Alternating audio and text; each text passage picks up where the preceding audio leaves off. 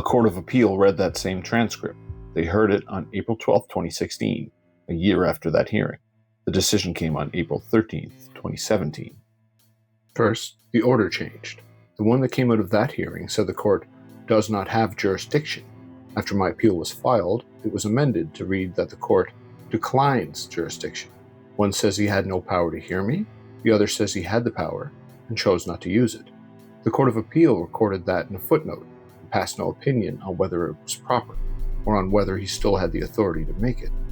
Then it disagreed with him on every point, that the Act's procedure was not complete, comprehensive, and expert for what I was raising, that he should not have declined to exercise his jurisdiction, and on the certificate itself, without the existence of the piece of paper properly completed, the authority does not exist.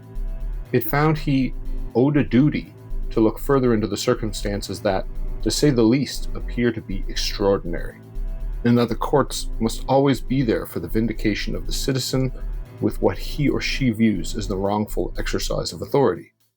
And then this: if anger about political events and words of defiance to authorities are dealt with as signs of mental illness, then our society is in a dangerous place. Such anger and defiance are characteristic of political dissent. As the history of authoritarian societies has taught us, confinement in a mental institution is a particularly insidious way of stifling dissent, directly and through intimidation.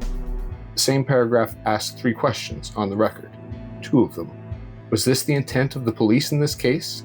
Did the physicians simply lend their authority to what the police asked them to do? It answered none of them. What it did decide, it put plainly, on whether I should have been allowed to challenge the confinement at all.